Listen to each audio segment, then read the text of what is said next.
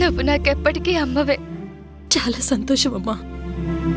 మీవి ఉన్నతమైన కుటుంబాలు, అలాగే మీ మనసులు కూడా ఎంతో పెద్దవి. అమ్మ వర్ష, నిన్నొకటి అడగొచ్చా? ఏంటమ్మా? నువ్వు కనిపించే వరకు రాణి తన జీవితంలోకి ఎలాంటి సుఖాన్ని తీసుకోవాలనుకోలేదు. వాళ్ళిద్దరికీ పెళ్లి జరిగినా ఇప్పటికీ వాళ్ళు దూరంగానే ఉన్నారు. భార్యాభర్తలు ఒకటయ్యాకే ఆ బంధం ఇంకా బలపడుతుంది. అప్పుడే వాళ్ళ జీవితానికి ఒక అర్థం ఉంటుంది. తన కడుపున ఒక కాయ కాస్తే అమ్మమ్మ అని పిలిపించుకునే అపురూపమైన అవకాశం నాకు దొరుకుతుంది. నిజమేనమ్మా. నాకు ఈ విషయం సుష్మా వదిన ఎప్పుడో చెప్పింది. కానీ అప్పుడున్న పరిస్థితుల వల్ల నేను అక్కకి ఎదురుపడలేదు. ఆ పెళ్లి జరిగాక అక్క దగ్గరకొచ్చి నేనే అన్ని విషయాలు మాట్లాడాలి అనుకున్నాను. కానీ ఇంతలోనే ఇలా జరిగిపోయింది. సమంత అక్క దూరమైపోవడం, మేమందరం బాధలో ఉండిపోయాం. ఈ విషయాన్ని నేను మర్చిపోయాను. నీ పరిస్థితి నేను అర్థం చేసుకోగలను వర్ష. నువ్వొచ్చి నచ్చ చెప్తే తప్పకుండా రాణి నీ మాట వింటుంది. తన జీవితం పండుతుంది. తప్పకుండా వస్తానమ్మా. జీవితం మొత్తం అక్క నా కోసం, అన్నయ్య కోసం త్యాగం చేస్తూనే ఉంది. నేను దూరంగా ఉండడానికి కారణం వేరైనా తన వల్లే నేను ఇంటికి దూరం అయ్యానేమో అని అక్క ఎంతో బెంగ పెట్టుకుంది. రక్త సంబంధం లేని చెల్లెల గురించి తన జీవితానికి ఆనందం వద్దు అనుకున్న గొప్ప మనిషి అక్క. అలాంటి అక్క జీవితంలోని తప్పకుండా సంతోషం రావాలి. బావ కూడా చాలా మంచి వ్యక్తి. వాళ్ళిద్దరూ ఒక్కటవ్వాలి. చాలా సంతోషం అమ్మా. ఇంటికి వెళ్తూ మాట్లాడుకుందాం పద. అలాగేనమ్మా.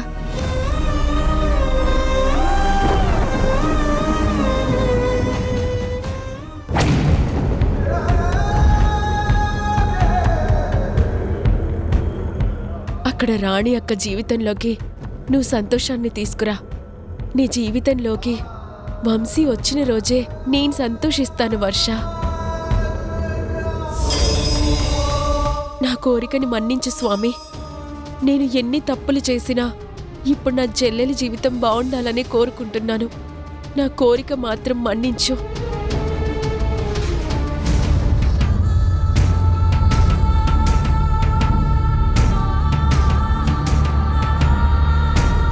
ఇంట్లో ఎవరూ లేరు.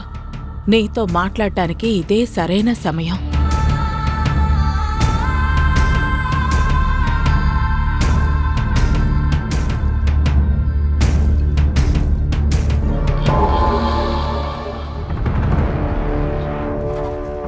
చూసావా సమంత, నీ రాత ఎలా మారిపోయిందో?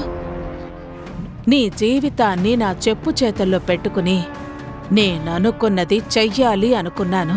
కాని తొండ ముదిరి ఊసరి వల్ల అయినట్టు రాను రాను నువ్వు కూడా నా చెయ్యి దాటిపోతున్నా. ఇప్పుడు వర్ష, వంశీ ఇలా అందరూ ఇంటికొచ్చేశారు.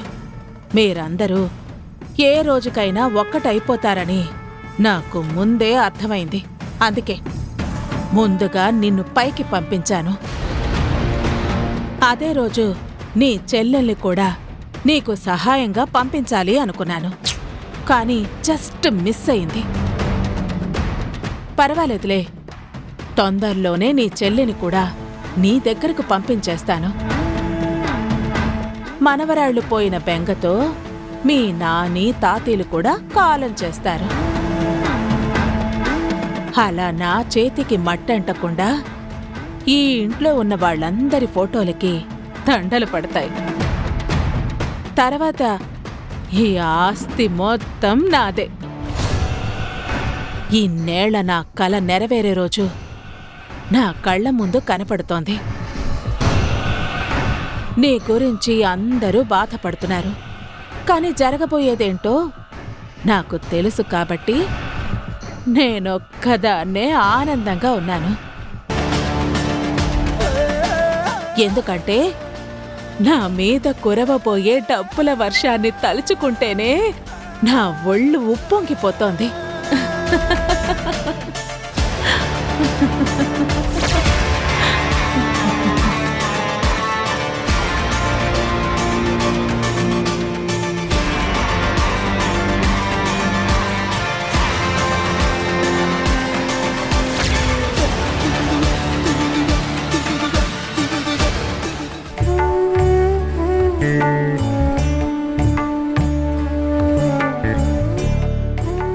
అమ్మ వర్ష,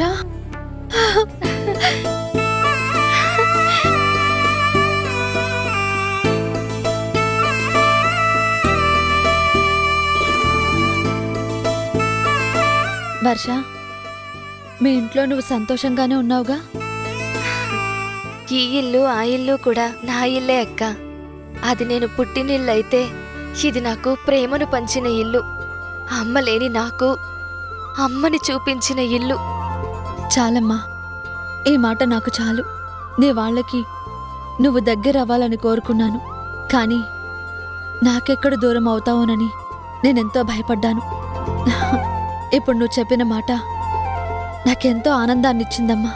అక్క, ఎప్పుడూ మా ఆనందం గురించి ఆలోచిస్తున్నావు, మరి నీ ఆనందం గురించి నువ్వు ఆలోచించవా? నువ్వు గోపి నా కళ్ళ ముందున్నారు. అమ్మ నా దగ్గరే ఉంది. నన్ను అభిమానించిన భర్త, అత్తయ్య, మావయ్య అందరూ నాతోనే ఉన్నారు. ఇంకా నా ఆనందానికి లోటేముందమ్మా? అక్క, మేమంతా నీ చుట్టూ ఉన్నా నీ జీవితం నీ చేతుల్లో ఉండాలి. మీ ఇద్దరికీ పెళ్లి జరిగింది, కానీ మీరు ఇప్పటికీ దూరంగానే ఉంటున్నారు. నా గురించి ఆలోచించి నువ్వే నిర్ణయం తీసుకున్నావు. కానీ బావ కూడా దానికి ఒప్పుకోవడానికి ఎంత గొప్ప మనసుండాలి కదా.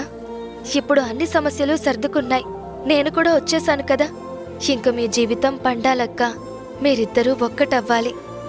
ఆ, ఇప్పుడు ఆ విషయాలన్నీ ఎందుకమ్మా? ఇంకా నీ పెళ్ళవ్వాలి కదా, అప్పుడు చూద్దాంలే. లేదక్కా, నా పెళ్ళంటావా, దానికి ఇంకా చాలా సమయం ఉంది. కానీ పెళ్ళైన మీరిలా ఒంటరిగా ఉండడం మంచిది కాదక్కా.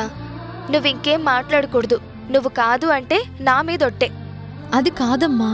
అమ్మా రాణి, వర్ష చెప్పింది మంచి మాటే. తను కనిపించే వరకు నీ జీవితానికి నువ్వే ఒక అడ్డుకట్ట వేసుకున్నావు. ఇప్పుడు తనొచ్చేసింది కదా, ఇంకా మీరిద్దరూ ఒంటరిగా ఎందుకమ్మా?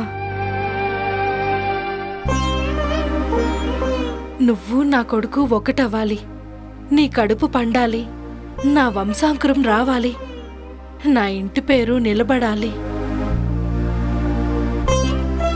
నిన్ను అమ్మ అని పిలిచే బిడ్డలు ఈ ఇంట్లో తిరగాలి అన్న మా కోరిక కూడా ఉంటుంది కదా, దాన్ని నువ్వు కాదనుకో. ఇంకా ఏం ఆలోచిస్తున్నావు రాణి? వర్ష కూడా నీ గురించే చెప్తోంది. మేమందరం కూడా ఆ శుభవార్త కోసమే ఎదురు చూస్తున్నాం. ఇంకా ఆలస్యం చెయ్యొద్దమ్మా. దయచేసి మా మాట విను. అమ్మా, అక్క ఇంకేమీ మాట్లాడదు, కానీ మంచి ముహూర్తం చూడండి. అనుకున్నట్టుగానే ఆ శుభకార్యం జరిపించేద్దాం.